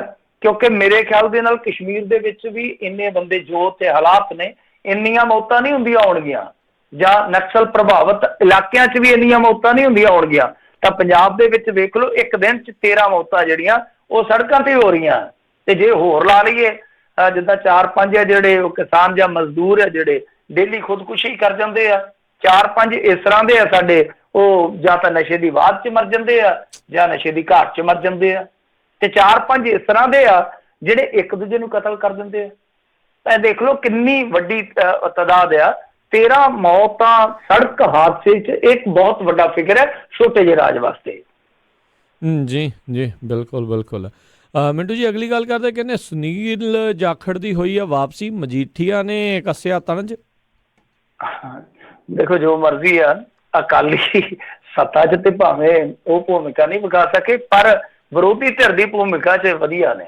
ਵਿਰੋਧੀ ਧਿਰ 'ਚ ਵੈਸੇ ਬਹਿਣਾ ਨਹੀਂ ਚਾਹੁੰਦੀ ਲੰਮੇ ਸਮੇਂ ਤੱਕ, ਉੱਦਾਂ ਵਿਰੋਧੀ ਧਿਰ 'ਚ ਭੂਮਿਕਾ ਇਹਨਾਂ ਦੀ ਚੰਗੀ, ਚੰਗਾ ਘੇਰ ਲੈਂਦੇ ਆ। ਕੈਪਟਨ ਅਮਰਿੰਦਰ ਸਿੰਘ ਨੇ ਇਸ਼ਤਿਹਾਰ ਦਿੱਤੇ ਸੀਗੇ ਤੇ ਇਹਨਾਂ ਨੇ ਉਹ ਇਸ਼ਤਿਹਾਰ ਜਿਸ ਤਰ੍ਹਾਂ ਨਾਲ ਫਰੋਲੇ ਆ, ਕੱਲਾ ਕੱਲਾ ਫੈਕਟ ਲਿਆਂਦਾ ਕੱਢ ਕੇ, ਉਹ ਹੈਰਾਨ ਕਰਦਾ ਕਿ ਇੰਨੀ ਵਧੀਆ ਭੂਮਿਕਾ ਆਪੋਜੀਸ਼ਨ 'ਚ। ਪਰ ਜਦੋਂ ਇਹ ਸੱਤਾ ਨਸ਼ੀਨ ਸੀਗੇ, ਸੱਤਾ ਤੇ ਆਸੀਨ ਸੀਗੇ, ਉਦੋਂ ਇਹ ਸਾਰੀਆਂ ਭੂਮਿਕਾਵਾਂ ਭੁੱਲੀ ਬੈਠੇ ਸੀ। ਖੈਰ ਸੁਨੀਲ ਜਾਖੜ ਦੀ ਵਾਪਸੀ ਹੋ ਗਈ ਅੱਜ, ਪਰ ਉਹਨਾਂ ਨੇ ਨਾਲ ਇੱਕ ਐਲਾਨ ਕਰ ਦਿੱਤਾ। ਉਹ ਕਹਿੰਦੇ ਆ ਕਿ ਦੇਖੋ ਜੀ, ਮੈਂ ਚੋਣ ਨਹੀਂ ਲੜਨੀ। ਮਤਲਬ ਕਿ ਜੋ ਇੱਕ ਕਿਆਸ ਲਾਇਆ ਜਾ ਰਿਹਾ ਸੀ, ਕਿਆਸ ਅਰਾਈ ਕੀਤੀ ਜਾ ਰਹੀ ਸੀਗੀ ਕਿ ਉਹ ਜਲਾਲਾਬਾਦ ਤੋਂ ਉਪ ਚੋਣ ਲੜ ਸਕਦੇ ਨੇ, ਫਿਰ ਉਹਨਾਂ ਨੂੰ ਅਸੈਂਬਲੀ 'ਚ ਘੱਲ ਕੇ ਤੇ ਮੰਤਰੀ ਵੀ ਬਣਾਇਆ ਜਾ ਸਕਦਾ। ਤਾਂ ਉਹਦੇ ਤੇ ਉਹਨਾਂ ਨੇ ਬਿਲਕੁਲ ਲੀਕ ਮਾਰ ਦਿੱਤੀ ਹੈ। ਉਹ ਕਹਿੰਦੇ ਕਿ ਨਹੀਂ, ਮੇਰਾ ਇੱਧਰੋਂ ਕਾਂਟਾ, ਮੈਂ ਇਲੈਕਸ਼ਨ ਨਹੀਂ ਲੜਨਾ। ਤਾਂ ਇਹਦੇ ਤੇ ਟਿੱਪਣੀ ਕੀਤੀ ਆ ਹੁਣ ਬਿਕਰਮ ਸਿੰਘ ਮਜੀਠੀਆ ਨੇ। ਉਹ ਕਹਿੰਦੇ ਕਿ ਦੇਖੋ ਸੁਨੀਲ ਜਾਖੜ ਤਾਂ ਬਨਵਾਸ ਤੋਂ ਮੁੜ ਆਇਆ, ਬਿਹਤਰ ਹੁੰਦਾ ਕਿ ਰਾਹੁਲ ਗਾਂਧੀ ਨੂੰ ਵੀ ਨਾਲ ਲੈ ਆਉਂਦਾ। ਕਹਿਣ ਦਾ ਮਤਲਬ ਹੈ ਕਿ ਰਾਹੁਲ ਗਾਂਧੀ ਵੀ ਬਨਵਾਸ ਤੇ ਚਲੇ ਗਿਆ। ਬਿਕਰਮ ਮਜੀਠੀਆ ਵੈਸੇ ਅੱਜ ਕੱਲ੍ਹ ਇਹਨਾਂ ਨੂੰ ਚੰਗਾ ਪੈਂਦਾ ਪਿਆ। ਕਹਿੰਦਾ ਇਹਨਾਂ ਦੇ ਮੰਤਰੀਆਂ ਦਾ ਹਾਲ ਤੇ ਇਹੋ ਜਿਹਾ ਹੋਇਆ ਕਿ ਇਹਨਾਂ ਨੂੰ ਖੇਤਾਂ 'ਚ ਭੱਜ ਕੇ ਨਿਕਲਣਾ ਪੈਂਦਾ, ਇਹ ਕੰਧਾਂ ਟੱਪਦੇ ਫਿਰਦੇ ਲੋਕਾਂ ਤੋਂ ਡਰਦੇ। ਕਹਿੰਦੇ ਕਿ ਜਿਹੜਾ ਖਜ਼ਾਨਾ ਮੰਤਰੀ ਆ ਉਹਦੇ ਨਾਲ ਤੇ ਲੋਕਾਂ ਦਾ ਖਾਸਾ ਹੀ ਮੋਹ ਆ, ਤੇ ਉਹ ਤੇ ਇੰਨਾ ਡਰਿਆ ਪਿਆ ਜਿੱਥੋਂ ਵੀ ਜਾਂਦਾ ਤੇ ਉੱਥੇ 2 ਗੇਟ ਪਹਿਲਾਂ ਹੀ ਰਖਾ ਲੈਂਦਾ, ਇੱਕ ਥਾਂ ਨਹੀਂ ਵੜਦਾ ਤੇ ਦੂਜੇ ਥਾਂ ਵਾਹਨ ਤੇ ਨਿਕਲ ਜਾਂਦਾ। ਜੀ ਜੀ ਮਿੰਟੂ ਜੀ, ਵੀਕਐਂਡ ਦੇ ਉੱਤੇ ਹਿੰਦੀ ਥੋਪਣ ਦੀ ਜਿਹੜੀ ਗੱਲ ਆ ਉਹ ਚਰਚਾ ਬਹੁਤ ਬਣੀ ਸੀ ਕੱਲ੍ਹ। ਕਹਿੰਦੇ ਥਾਂ ਥਾਂ ਜਿਹੜੇ ਪ੍ਰੋਟੈਸਟ ਵਗੈਰਾ ਹੋਏ ਸੀ। ਕੀ ਇਸ ਪੂਰੇ ਮਸਲੇ ਦੇ ਵਿੱਚ ਧੱਕੇ ਦੇ ਨਾਲ ਜਿਹੜੀ ਹਿੰਦੀ ਥੋਪਣ ਵਾਲੀ ਗੱਲ, ਉਸ ਤੋਂ ਬਾਅਦ ਕੀ ਚੱਲ ਰਿਹਾ? ਦੇਖੋ ਪੰਜਾਬ ਦੇ ਵਿੱਚ ਪ੍ਰੋਟੈਸਟ ਇੰਨੇ ਤਾਂ ਨਹੀਂ, ਮੇਰੇ ਖਿਆਲ ਦੇ ਨਾਲ ਸ਼ੁਰੂ ਜ਼ਰੂਰ ਹੋਏ ਆ। ਪਰ ਗੱਲ ਇਹ ਆ ਕਿ ਦੇਖੋ ਇਕੱਲਾ ਉਬਾਲਾ ਇੱਥੇ ਨਹੀਂ ਹੈ, ਦੱਖਣੀ ਰਾਜਾਂ 'ਚ ਵੀ ਉਬਾਲਾ ਕਿ ਭਾਈ ਇੱਦਾਂ ਦਾ ਕੰਮ ਨਾ ਕਰੋ। ਇਹ ਕਰਦੇ ਹੀ ਆ, ਟੀਕਾ ਲਾ ਕੇ ਦੇਖ ਲੈਂਦੇ ਆ। ਸੋ ਹੁਣ ਇਸ ਮਾਮਲੇ 'ਚ ਮੇਰੇ ਖਿਆਲ ਦੇ ਨਾਲ ਇਹ ਜੋ ਕਰ ਰਹੇ ਆ ਠੀਕ ਹੀ ਕਰ ਰਹੇ ਆ। ਮੈਂ ਠੀਕ ਇਸ ਕਰਕੇ ਕਹਿ ਰਿਹਾ ਕਿ ਘੱਟੋ ਘੱਟ ਪੰਜਾਬੀ ਆ ਜਿਹੜੇ, ਜਾਂ ਜਿਹੜੇ ਆਪੋ ਆਪਣੀ ਭਾਸ਼ਾ ਨੂੰ ਪਿਆਰ ਕਰਦੇ, ਜਿਨ੍ਹਾਂ ਦੀ ਵਿਲੱਖਣਤਾ ਹੈ ਇਸ ਚੀਜ਼ ਦੇ ਨਾਲ ਜੁੜੀ, ਤਾਂ ਉਹ ਜਾਗਦੇ ਆ, ਆਪਣੀ ਹੋਂਦ ਦਾ ਸਬੂਤ ਦਿੰਦੇ ਆ, ਆਪਣੀ ਏਕਤਾ ਦਾ ਸਬੂਤ ਦਿੰਦੇ ਆ ਕਿ ਵਧੀਆ ਗੱਲ ਆ, ਕਿ ਠੀਕ ਹੈ, ਚੈੱਕ ਕਰਦੇ ਰਹਿਣਾ ਚਾਹੀਦਾ। ਪਰ ਮੇਰੇ ਗੱਲ ਦੇ ਨਾਲ ਆਪੋ ਆਪਣੇ ਘਰੇ ਵੀ ਆਪੋ ਆਪਣੀ ਬੋਲੀ ਨੂੰ ਅਹਿਮੀਅਤ ਦੇਣੀ ਚਾਹੀਦੀ ਹੈ, ਸਥਾਨ ਦੇਣਾ ਚਾਹੀਦਾ। ਅਸਲ ਦੇ ਵਿੱਚ ਸਾਡੇ ਪੰਜਾਬ 'ਚ ਕੁਛ ਇਸ ਤਰ੍ਹਾਂ ਦਾ ਕੋਈ ਡਰ ਨਹੀਂ ਹੈਗਾ ਕਿ ਆ ਕੇ ਧੱਕੇ ਨਾਲ ਕੋਈ ਆਪਦੀ ਭਾਸ਼ਾ, ਹਾਲਾਂਕਿ ਭਾਸ਼ਾ ਬੋਲੀ ਮੈਂ ਨਹੀਂ ਕਿਸੇ ਨੂੰ ਮਾੜੀ ਕਹਿੰਦਾ, ਸਾਰੇ ਸੰਪਰਕ ਵਧੀਆ ਹੁੰਦੇ ਆ। ਜਦੋਂ ਕਿਤੇ ਪੰਜਾਬੀ ਨਹੀਂ ਕੰਮ ਕਰਦੀ ਉੱਥੇ ਜਾ ਕੇ ਹਿੰਦੀ 'ਚ ਗੱਲ ਕਰ ਲਈਦੀ ਆ। ਜਿੱਥੇ ਹਿੰਦੀ ਨਹੀਂ, ਮੈਂ ਤੇ ਮਾੜੀ ਮੋਟੀ ਬਾਗੜੀ ਬੁਗੜੀ ਵੀ ਬੋਲ ਲੈਂਦਾ, ਇੱਧਰ ਲਾ ਲਈ ਦੇ ਅਟਕਲ ਪਛੂ। ਕਹਿਣ ਦਾ ਮਤਲਬ ਹੈ ਕਿ ਕੰਮ ਡੰਗ ਸਰ ਜਾਂਦਾ, ਵਧੀਆ ਗੱਲ ਆ। ਸਾਡੇ ਆਪ ਦੇ ਬੰਦੇ ਆ ਜਿਹੜੇ, ਉਹ ਵੀ ਕਈ ਵਾਰ ਇਸ ਤਰ੍ਹਾਂ ਬੋਲ ਲੈਂਦੇ ਆ ਘਰਾਂ ਪਰਿਵਾਰਾਂ 'ਚ ਵੀ, ਤਾਂ ਠੀਕ ਹੈ। ਪਰ ਥੋਪਣ ਤਪਾਉਣ ਵਾਲੀ ਗੱਲ ਜਿਹੜੀ ਉਹ ਪੰਜਾਬ ਦੇ ਵਿੱਚ ਤੇ ਨਹੀਂ ਚੱਲੂਗੀ। ਪਰ ਹੋਇਆ ਕੀ ਆ ਕਿ ਪੰਜਾਬ ਦੇ ਵਿੱਚ ਇੱਕ ਸਮਾਗਮ ਦੇ ਦੌਰਾਨ ਕੁਛ ਇਸ ਤਰ੍ਹਾਂ ਦਾ ਵਾਪਰਿਆ ਸੀਗਾ। ਉਹ ਇੱਕ ਬੁੱਧੀਜੀਵੀ ਆ, ਉਹਨਾਂ ਨੇ ਜਵਾਬ ਵੀ ਦਿੱਤਾ ਉੱਥੇ। ਉਸ ਤੋਂ ਬਾਅਦ ਉਬਾਲਾ ਆਇਆ ਸੀ ਪੰਜਾਬ ਦੇ ਵਿੱਚ ਕਿ ਇੱਕ ਬੁੱਧੀਜੀਵੀ ਨੇ ਕਿਤੇ ਆਖਿਆ ਕਿ 2 ਸਾਲ ਠਹਿਰੋ, ਐਂ ਕਰ ਦਿਆਂਗੇ, ਉਹ ਕਰ ਦਿਆਂਗੇ। ਉਹਦਾ ਜ਼ਰੂਰ ਉਹਦਾ ਖੰਡਨ ਹੋਇਆ, ਉਹਦੀ ਜ਼ਰੂਰ ਨਿਖੇਧੀ ਕੀਤੀ ਗਈ ਆ। ਆਪੋ ਆਪਣਾ ਪੰਜਾਬੀ ਪ੍ਰੇਮ ਲੋਕਾਂ ਨੇ ਜਗਾਇਆ, ਦਿਖਾਇਆ, ਇਹ ਠੀਕ ਆ। ਪਰ ਮੈਂ ਕਹਿੰਦਾ ਕਿ ਆਪੋ ਆਪਣੇ ਪੱਧਰ ਤੇ ਜ਼ਿੰਮੇਵਾਰੀ ਵੀ ਨਿਭਾਉਣੀ ਚਾਹੀਦੀ ਆ। ਜੀ ਜੀ ਬਿਲਕੁਲ, ਜ਼ਿੰਮੇਵਾਰੀ ਨਿਭਾਉਣੀ ਚਾਹੀਦੀ ਆ। ਬਿਲਕੁਲ, ਕੋਈ ਭਾਸ਼ਾ ਸਿੱਖਣੀ ਕੋਈ ਮਾੜੀ ਗੱਲ ਨਹੀਂ ਆ, ਪਰ ਧੱਕੇ ਦੇ ਨਾਲ ਕਿਸੇ ਦੇ ਉੱਤੇ ਥੋਪਣੀ ਉਹ ਜ਼ਰੂਰ ਆ। ਜਿੱਦਾਂ ਤੁਸੀਂ ਵੀ ਆਖਿਆ ਵੀ ਇਹ ਟੀਕਾ ਲਾ ਕੇ ਉਹਨਾਂ ਨੇ ਦੇਖਿਆ, ਚਲੋ ਇਸ ਬਹਾਨੇ ਜਿਹੜੇ ਸਾਰੇ ਜਾਣੇ ਇਕੱਠੇ ਹੋਏ ਆ, ਚੰਗੀ ਗੱਲ ਆ। ਪਰ ਇਹ ਆ ਵੀ ਇਸ ਮੋਮੈਂਟਮ ਨੂੰ ਜਿਹੜਾ ਸਾਰਿਆਂ ਨੂੰ ਜਿਹੜਾ ਚੱਲ ਰਿਹਾ ਜ਼ੋਰ ਆ, ਇਸ ਨੂੰ ਅੱਗੇ ਵਧਾਉਣ ਸਾਰੇ ਜਾਣੇ। ਬਹੁਤ ਬਹੁਤ ਮਿੰਟੂ ਜੀ, ਧੰਨਵਾਦ, ਬੜੀ ਮਿਹਰਬਾਨੀ, ਧੰਨਵਾਦ, ਸਤਿ ਸ਼੍ਰੀ ਅਕਾਲ ਜੀ। ਸ਼ੁਕਰੀਆ ਜੀ, ਮਿਹਰਬਾਨੀ ਜੀ। ਤੇ ਸਰੋਤਿਓ, ਇੱਥੇ ਹੀ ਸਾਡਾ ਅੱਜ ਦਾ ਇਹ ਪ੍ਰੋਗਰਾਮ ਉਹ ਸਮਾਪਤ ਆ। ਮਿਲਦੇ ਹਾਂ ਤੁਹਾਨੂੰ ਸਾਰਿਆਂ ਨੂੰ ਅਗਲੀ ਵਾਰ। ਉਦੋਂ ਤੱਕ ਲਈ ਮੇਰੇ ਵੱਲੋਂ ਵੀ ਪਿਆਰ ਭਰੀ ਸਤਿ ਸ਼੍ਰੀ ਅਕਾਲ ਜੀ। ਉਹਦੇ ਵਾਸਤੇ ਰਹੋ, ਹੱਸਦੇ ਖੇਡਦੇ ਰਹੋ, ਸੁਣਦੇ ਰਹੋ ਪੰਜਾਬੀ ਰੇਡੀਓ USA।